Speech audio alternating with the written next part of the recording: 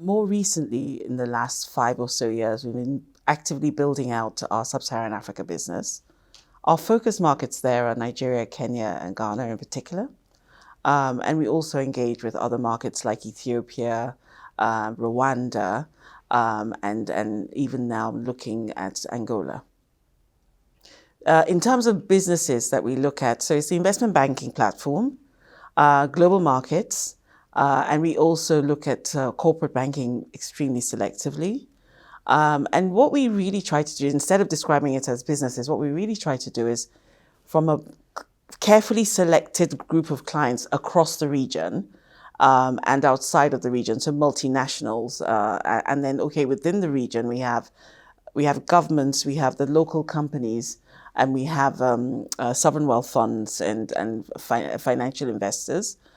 We basically look at their problems and try to leverage our platform to solve their problems through our product offering. And that typically will come through our investment banking platform, through advisory, M&A, capital raising, of course, and also just basically helping them to position and manage to themselves to leverage the opportunities that the continent presents.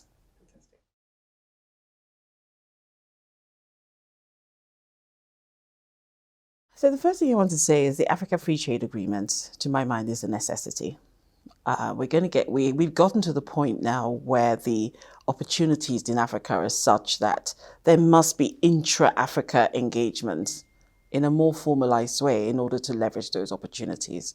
So if you think about it, intra-Africa trade today is 16% amongst African countries. And if contrast with European countries, which is over 60%.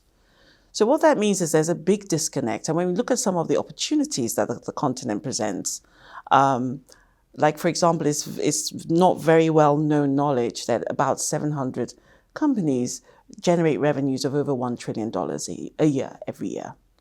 It's much more well known, the issues we have around infrastructure, we have around the non-tariff barriers like freedom of movement, lack of policy alignment, and also just simple ability to trade across currencies that really do need to be addressed at this time.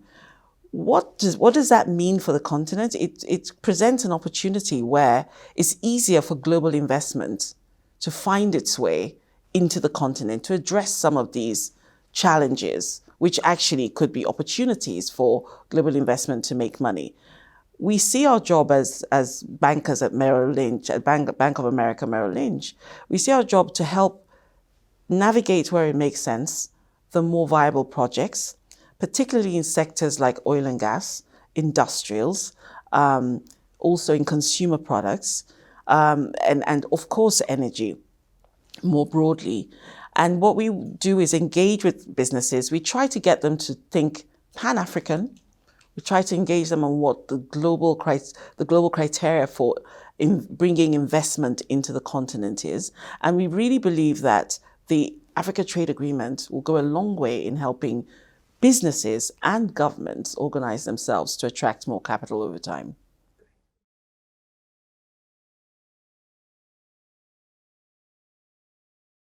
Bad leadership is probably one of the biggest issues that we have in Africa today.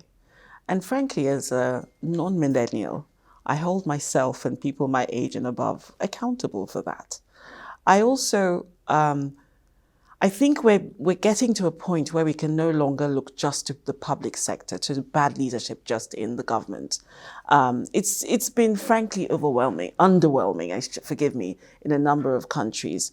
So I tend to focus more now on what we can do.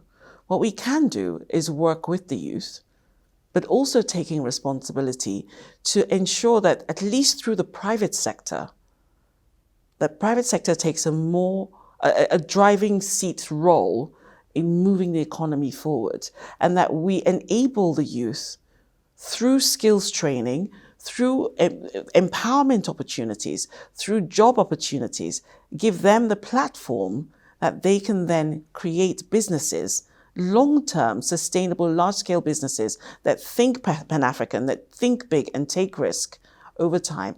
But we must do that. And I do think that the private sector, working with the government where it's appropriate, but not relying on the government anymore. I think this is the challenge we've had for too long. And really just enabling the youth to do what they can do and are doing increasingly to help fuel growth in Africa.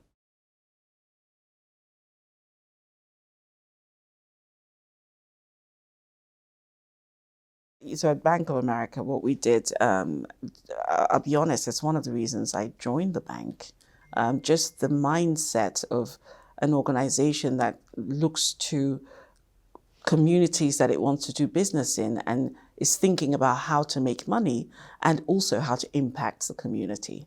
So when I was thinking about joining the organization, I was made aware of a program that had just started to go into African universities and recruit young Africans, take them into our investment banking platforms. We now do it in London and New York.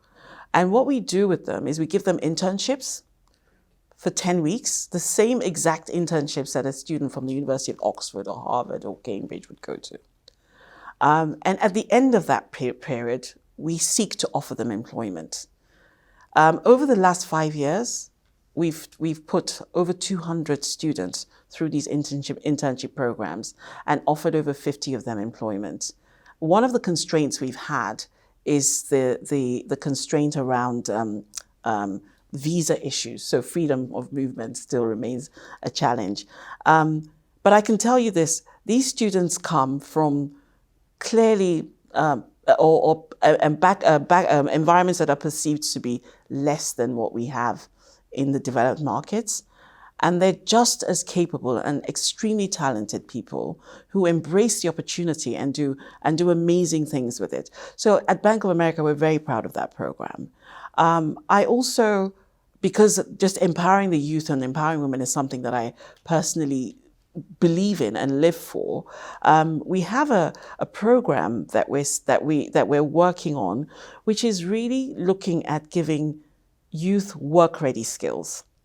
And what we mean by that is we want to equip youth in Africa with the skills to, it's very simple, Excel, PowerPoint, Word, information gathering, research, analytical thinking, problem solving.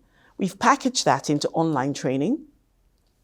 We're distilling that to, we're going through universities, trying to get them to, and we're getting very good success, I must say, in terms of getting universities to agree to inculcate it as part of their curriculum more naturally. But this is a program that stands on its own, but then we've set it alongside what the universities are doing. And we expect to reach thousands and thousands of university students in their final year through this program. So that's one of the ways that we think we can equip the youth to think better, to work harder, and to understand better how to leverage the opportunity sets that they have. And this is, and there are a number of other opportunities and organizations that are doing similar things in the continent that is really thinking more collectively about the youth and how we empower them. Because that is, people talk about the democracy dividend.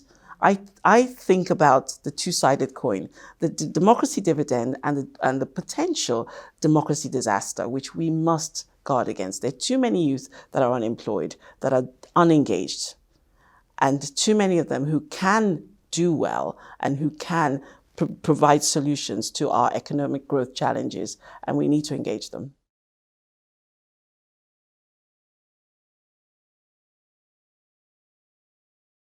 The next ACE card has to be, I keep going back to it, has to be an educated population. We've got to have education as number one. We have to have health. These are all basic requirements, but they're there. What is perhaps most exciting is really the role that technology would play. Technology and innovation will play in fueling Africa's growth. what I'm more excited about seeing increasingly through things like mobile payment platforms, some of the innovations around health, etc., is from Africa, solutions are being generated that actually will be relevant on a global platform. And that is very exciting. So innovation and technology, but underneath that, we need to have a much better educated society.